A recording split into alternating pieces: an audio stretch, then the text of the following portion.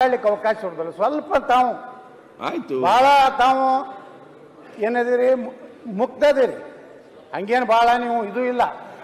ಆದ್ರೂ ಇನ್ನೂ ಉತ್ತರ ಕರ್ನಾಟಕ ಬಗ್ಗೆ ತಮ್ಮ ಮನಸ್ಸು ಸರಿ, ಸದನದಲ್ಲಿ ಸುಳ್ಳು ಹೇಳಬಾರ್ದು. ಅವರು ನಿಮ್ಮನ್ನು ಮುಗ್ಧರು ಅಂತ ಹೆಂಗ್ ಕರೀತಾರೆ? ಇಲ್ಲ, ಮುಕ್ತ. ನೀವು ಮುಗ್ಧರು ಹೇಗೆ ಸಾಧ್ಯ ಇಲ್ಲ. ಮುಗ್ಧ ಅಲ್ಲ, ಮುಗ್ಧ ಅಂದ್ರ ಬೇರೆ. ಮುಗ್ಧ ಯಾರಂದ್ರೆ ಉತ್ತರ ಕರ್ನಾಟಕ ಜನ. ನೀವೆಲ್ಲ ಬುದ್ಧಿಜೀವಿಗಳು, ಬುದ್ಧಿಶಾಲಿಗಳು, ನೀವು ಕರಾವಳಿ ಭಾಗದವರು.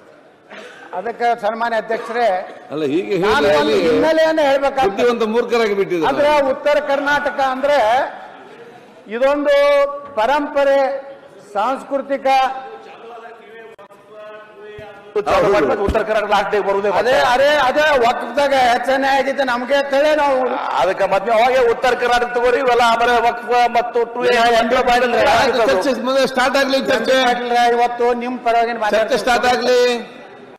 ಇವತ್ತು ಸನ್ಮಾನ್ಯ ಅಧ್ಯಕ್ಷರೇ, ನಾ ಯಾಕೆ ಇವತ್ತು ಇಮ್ಮಡಿ ಪುಲಿಕೇಶಿ ಹೆಸರು ತಗೋತಾ ಇದ್ದೇನೆ ಅಂದ್ರೆ, ಉತ್ತರ ಭಾರತದವರು ನಮ್ಮ ಇಮ್ಮಡಿ ಪುಲಿಕೇಶ್ವರ ಶಕ್ತಿ ಸಾಮರ್ಥ್ಯವನ್ನು ನೋಡಿ ಹೆದರಿ ಅಲ್ಲಿ ರಾಜ ಹರ್ಷವರ್ಧನ, ದಕ್ಷಿಣ ಭಾರತದಲ್ಲಿರುವಂಥವ್ರು ಸರೆಂಡರ್ ಆಗಿ ಅವ್ರು ಹೇಳ್ತಾರೆ, ರಾಜ ಹರ್ಷವರ್ಧನ ನಮ್ಮ ಭಾಗದಲ್ಲಿ ನೀ ಬರಬೇಡ, ನಿನ್ನನ್ನು ನಾವು ದಕ್ಷಿಣ ಪತೇಶ್ವರ ಅಂತ ಹೇಳಿ ಬಿರುದು ಕೊಟ್ಟು ನಿನ್ನ ಗೌರವಿಸ್ತೇನೆಂದಾಗ ಬಹುಶಃ ಉತ್ತರ ಕರ್ನಾಟಕ ಎಂಥ ಒಂದು ದೊಡ್ಡ ಸಾಮ್ರಾಜ್ಯ ದಕ್ಷಿಣ ಭಾರತದಲ್ಲಿ ಇತ್ತು ಅನ್ನೋಂಥದ್ದನ್ನು ತಮ್ಮ ಗಮನಕ್ಕೆ ತರುವಂಥ ಪ್ರಯತ್ನ ಮಾಡಿದ್ದೀನಿ ಅಧ್ಯಕ್ಷರೇ.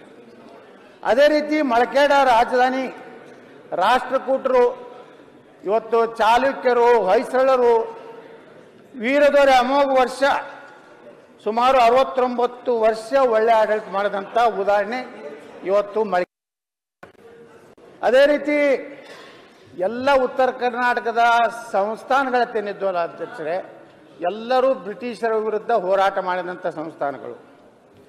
ಚಿತ್ರದುರ್ಗದ ಮದಕರಿ ನಾಯಕ ಆಗಿರ್ಬೋದು, ಒಣಕೆ ಓಬವ್ವ, ಸಾಹಸಗಾಥೆ, ಸುರಪುರದ ದೊರೆಗಳು, ವೀರರಾಣಿ ಕಿತ್ತೂರು ಚೆನ್ನಮ್ಮ, ಬೆಳವಡಿ ಮಲ್ಲಮ್ಮ, ಸಂಗೊಳ್ಳಿ ರಾಯಣ್ಣ, ಇವರೆಲ್ಲರೂ,